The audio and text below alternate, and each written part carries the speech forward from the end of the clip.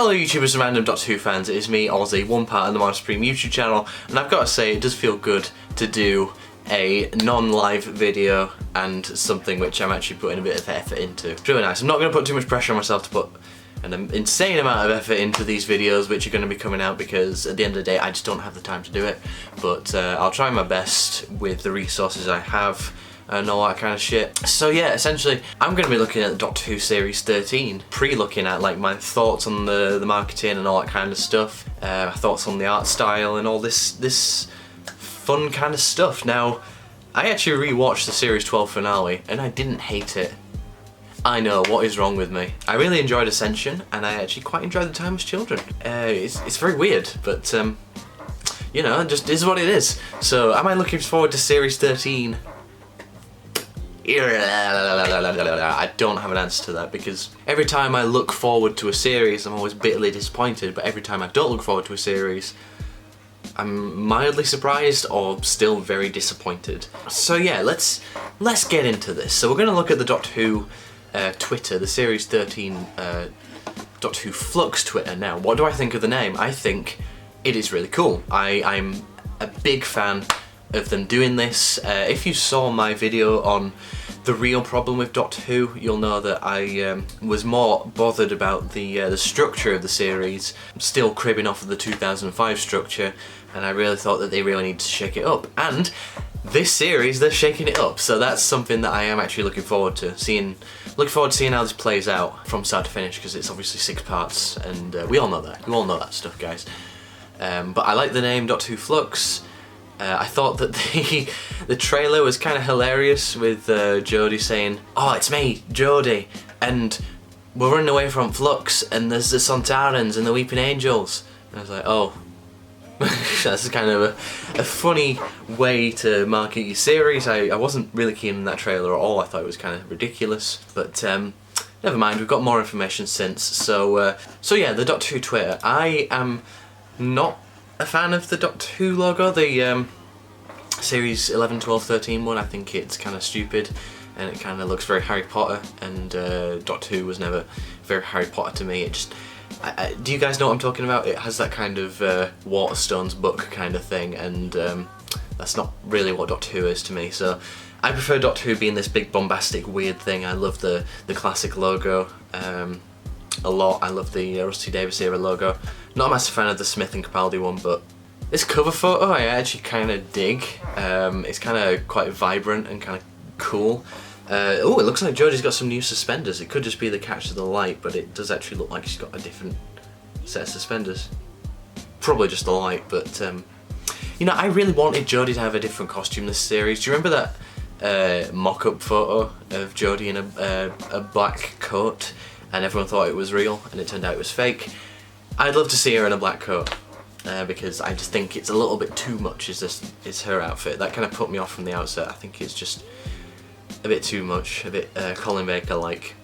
And yeah, Dan and Yaz, well, they certainly exist. And that's all I'll say on that matter. I do think the whole rainbow thing is a little bit sickly sweet. I kind of feel like New Who has a bit of a sickly sweet feeling anyway, compared to the classic series. And I think this is kind of taking it to, you know, the lemon curd kind of level of sickliness, but whatever. I recognise not everything's made for me. You know, I'm grown up enough to realise that a show made for children isn't always going to appeal to a 21-year-old man. Who'd have thought it? Yeah, okay, this is one thing I'm not particularly a fan of.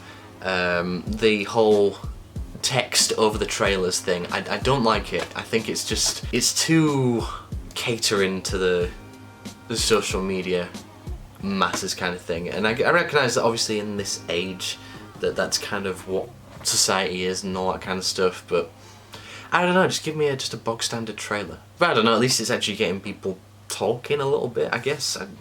You know, I'm not an expert on this kind of stuff, so I can't really comment. Oh, is this from The Haunting of Villa Diodati? I genuinely had no idea. See, this is an outfit I like a lot better. I like the shirt she's wearing and the white shirt underneath. I think that looks kind of cool. And the subtleness of the rainbow on her lapels. I like that. It's kind of a shame that she didn't wear this outfit a bit more. And as you can tell, I don't really keep up to date with the Doctor Who socials. We've got a new promo image of the Ood. They look kind of weird. I think it's the eyes. I think the eyes just look a bit too big. They don't quite look right. It's kind of odd. I don't know whether these are new masks. They very well could be. The tentacles look different. They look new. Paint doesn't look as complex on the skin tones of the Ood. I've seen the real. I mean, I'm sure a lot of people have, but I've seen the real things like in the place that they make the things at Millennium Effects. But obviously, I got told that Millennium Effects aren't doing Doctor Who anymore, which is a real shame because they are the best in the country at what they do. I'm just interested to see what the Ood's involvement are. Whether this is just like a fan servicey thing where they're just going to show up for a brief cameo like they did in the god-awful New Year's special, or whether this is actually a legit Ood story, who knows. But it's certainly interesting, it's certainly caught my eye, and not just because of nostalgia. You know, they're just a timeless, amazing design. So I love the title of the chapter 1, the Halloween Apocalypse. I think it's a really cool title for Doctor Who to have, and yes, they did in chapters. Justice League, haha, that's kind of funny. I've just realised they're kind of doing it in a Justice League style, 6 parts, and because Justice League had 6 chapters.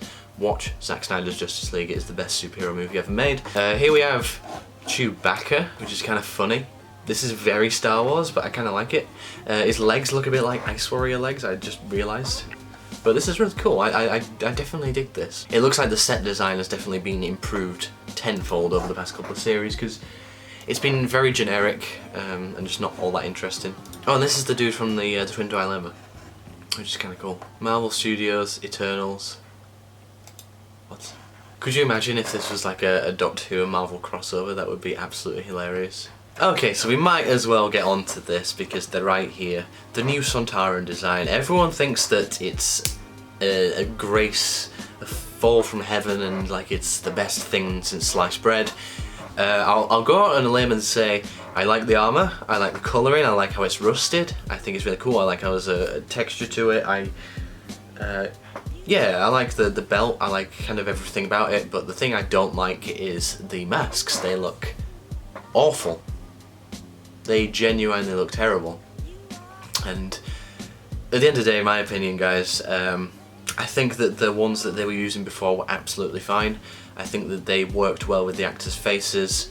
But these ones, they look too foamy. Like in the trailer, I'll get to it in a minute, but there's like a shot where it's like this, like a Two Doctors kind of level of bad.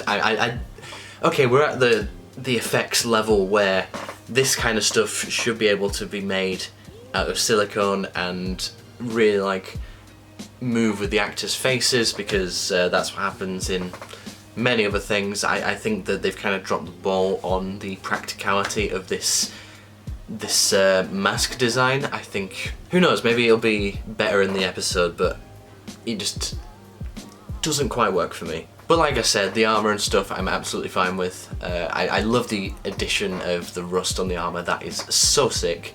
That is so cool, because at the end of the day, the Sontarans are warmongers. And yeah, I know the Daleks are warmongers too, but did you watch the Cushing movies? They were bright and colourful in that, so bring the paradigm back, please. That's funny. So you're all just throwing darts at a wall with random Doctor Who characters, or Leela and Davros must team up to stop Joe's conquest of Clom. What would the Shalka Doctor think if he could see Joe's betrayal? Bring back Richard E. Grant as a Doctor. Do that. And we have a picture of a guy holding a gun. Cool. Oh yeah, this is the one I was on about with the Sontaran. Look at that, look at that. Look at that crease in the mask. Look how stupid that looks. It's very odd, very weird. But then again, it's one of those things, it's difficult to make something like this because you don't have reference, so. And it is funny how in the 70s they looked better. How does that work? How do they look better in the 70s than they do now? These two look cool, look very gothic, very different. I will say that the artistic direction of Series 13 I am digging a lot more than the previous 2 seasons. It looks like it has something to say, and I always appreciate TV with something to say. I hope it's heavily political, I hope it's very politically driven. Something you can get your teeth into, but it's Chris Chibnall, he'll write politics like he writes children's books, you know, with a crayon. Spot the difference? Guys, right, why... the Doctor Who marketing thing, like you're waiting until the last minute to promote it, but I don't know, it's kind of working. weirdly, we were all moaning about the marketing not being particularly up to par, how they were keeping everything secret, but they've kind of thrown everything at us, and it's actually kind of quite exciting. I'm not gonna lie, and this is coming from someone who's not a massive fan of the era, so there you go, Jodie looking like she needs a new costume. And has she shaved her legs? Yes, I do like this tweet, by the way. Jodie looking just as goddamn gorgeous as usual. Oscar, is the only reason that you're watching the Chibnall era because you fancy Jodie Whittaker? No. We've got a nice little picture here. My god, this is genuinely like Christmas for me, because I had no idea that there was this much promo material. It's crazy. I feel like they've repainted the TARDIS. It looks a bit more blue than before. Could just be my eyes deceiving me, but... Okay, so let's have a look at this trailer again. I'll watch it, I'll have a bit of a reaction. I mean, I've already seen it, but I feel like I can replicate my reaction because I was genuinely kind of pumped when I saw this. And then I'll do a little bit of a breakdown afterwards. That is cool. The visual effects is pretty damn good nowadays. I will give them that.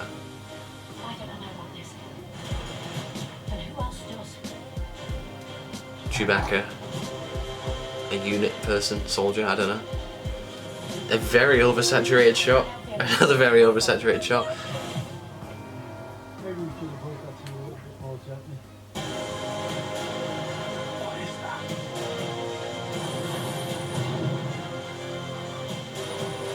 Our final fight has begun. Whoa. Stay away from me. There's no need for you scrimmage. We've got the future to save. We don't have any more time. Doctor Who flux. Who gives a flux? That's what I say. So yeah, that's cool. We can deduce that something's happening. There's a woman with an umbrella. There's a woman with a thing over her head. There's Jodie. There's Yaz. There's Yaz again. There's John Bishop, who I have no idea what his character is yet. I got told off assuming that John Bishop would just be like a puppet where you pull his back of his string and he says a few catchphrases. Come on guys, this is Chris Chibnall, of course that's what he's going to be like. He's not going to be a fully fleshed out character. But if he is, prove me wrong. Got some Sontaran ships. It's really nice to see this. Is this Sontar? I don't know. The cranes look very Earth-like though. That's what I thought originally. I was like, hang on, is this Earth? And then I thought, oh wait, no, the Sontaran ships, so probably not Earth. But honestly, I don't really have confidence in Chibnall, what with him absolutely messing up the Daleks in Revolution? One with Captain Jack. At the end of the day, he did something really stupid and he said, oh, Daleks aren't interested in destroying humanity, despite the fact that there's millions of Daleks, and once they destroy the impure Daleks, they're not just going to go to another planet, they're going to destroy everybody because they're Daleks. That's what they do. That's what a Dalek is, Chibnall. And Daleks don't laugh. This era is not in my head canon. I don't mean that as an insult, it's just one of those things like after Matt Smith, everything just went really messed up. I'm just not taking anything seriously anymore. I'm not putting anything in my head canon anymore that comes out. It just doesn't work anymore because the Timeless Child thing, say what you want, it does kind of fit, but at the same time, in the name of the Doctor, why would the Doctor go into his own time stream and not see his or her previous selves? Because it was wiped from the Matrix, but it wasn't wiped from the Doctor's history. That's a rant on that. A woman, Chewbacca, an army person. It does seem like they're going back and forth between eras and stuff, which I like. I like that about the Chibnall era though, like from going to Osaka to Russia and all that kind of stuff. I enjoy the scale of it, definitely. That's one thing I will give Chibnall. And this is that very ridiculously oversaturated shot of a bad-looking Sontaran mask. I feel like there should be facial hair on this thing to just break it up a little bit. A very creepy-looking Ood. This looks very fake, but it's one of those things, in visual effects, it's incredibly difficult to make something like this look real because we have no real-life reference to a green planet, so it's always going to look like this. Personally, if I were directing this episode, I wouldn't do it in such an open space. I'd do a classic thing and do it in a set or something because it just looks very fake. That's a flattering face. I feel like that could be in the inside of a Sontaran ship, which is cool because we've never really seen it properly. So John Bishop meets, literally dressed up exactly the same as Graham, and he's just a replacement for Graham because God forbid we have any original characters in this goddamn series. Explosions, be ready. I was ready like 2 years ago. Is this Sacha Dhawan? Who knows? Who knows? Because he's a good enough actor, he could pull something like this off. And yes, this thing about Sontarans versus Victorian soldiers, that is very cool. I do like that. Obviously Victorian soldiers were in the waters of Mars, and I do like that kind of thing as like an aesthetic kind of thing. I think it is really cool. That shot just looks really funny because it looks like it's not handheld and they put a handheld thing on afterwards. It's too fast, I can't break this thing down. Jesus. These Cybermen, I'm not really a fan of these Cybermen. I know a lot of people are. I like how they got the really luminous chest unit and the headpiece. I think that's really cool, but yeah, I just don't like the design. I don't like the shoulder pads having spikes on and stuff, and I don't like the whole chest unit thing still being the same as the Nightmare and Silver one. I don't like the chin thing. I don't know, I don't like these Cybermen. I'd like an action figure of them though. Come on, character. Oh, this is... oh, spoilers. Wow, that is brutal. Jesus. Look at this. Look at this. Doctor Who finally has some stakes. Chibnall, you madman, you've actually bothered to do something. Look at this. A decayed horse head. How brutal is that? So now I'm actually looking forward to this series, now I've seen that, and this is an exact shot from Into the Dalek. This is the exact same shot. I thought that they were Sontaran ships originally, but I don't think they are. But yeah, that's kind of my breakdown of what's going on with Series 13. This was actually kind of a fun video to do because there's actually something for me to go on. Now, obviously, it's no secret that the marketing for this series has been very strange because at the end of the day, content creators kind of need stuff to go off, and I would happily have made stuff about Series 13 had we have had something to actually go off of, but I feel like if you don't release stuff for such a long period of time, it destroys the hype for the general audience. Sure, us fans, you've given it to us all now and we all are kind of a bit excited, but for the average Joe on the street, I guarantee you when I go to work tonight and if I ask someone, are you going to watch Doctor Who Series 13? They're like, Doctor Who, is that still on? So it's not good in that regard. They definitely messed it up for new viewers, and it's kind of a shame. I don't think the series should ever be striving to just cater to the people who are fans already. I think that's very detrimental because at the end of the day, fans are never happy with what you put out. Like if you change the design of something, people throw a tantrum. I'm still bitter about that. But yeah, it's odd, and I genuinely do think David Tennant will come back in some capacity, or perhaps Matt Smith or Capaldi. I wouldn't be surprised because it kind of feels like they are nostalgia baiting a lot and it feels like they're kind of building up to something. I get that Chibnall didn't really want stuff to leak, but we already knew the Sontaran thing, it was already public knowledge. I kind of feel like that the promo images for the Sontaran should have been released much earlier. Yude was a nice surprise, it was nice to see that in the trailer because we didn't actually know that they were in it, and I'm sure they know what leaks and what doesn't, so it was very strange that we didn't get more stuff earlier. But hey, what do I know? I'm just a guy. That's what we've got to remember, guys. We're all just people who like this show. You can complain about the marketing, but don't complain to a part where it's like, you know, you become bitter about it and stuff, because there's no point. But yeah, thank you very much for watching this, guys. It's been a very long video, but there was quite a bit to go off of this time, so I'll see you guys in the next video, whatever that may be. So how are we going to review Series 13? There's going to be no structure to it, guys. It's one of those things where I can't stress about it too much. If I want to do a pre-recorded video one week and I want to do a live stream the other, that's just going to be the way it'll be. But the thing is, I can't do it straight after the episode airs because I won't be able to watch the episode when it airs because I will be at work, so that's kind of shitty. So there is a possibility of doing a live stream on the Monday night after it comes out, but we'll just have to wait and see. I can't make any promises on how we're going to tackle this thing. I didn't review the last few series, but I kind of wanted to do this because it's just something different to do, something fun. And yeah, so I hope to see you guys there, and have yourself a cracker of a day. Be happy, be merry, be silly. Say no to drugs and alcohol. What other outro things are there to say? Either way, goodbye guys, and I'll see you guys later. Peace out.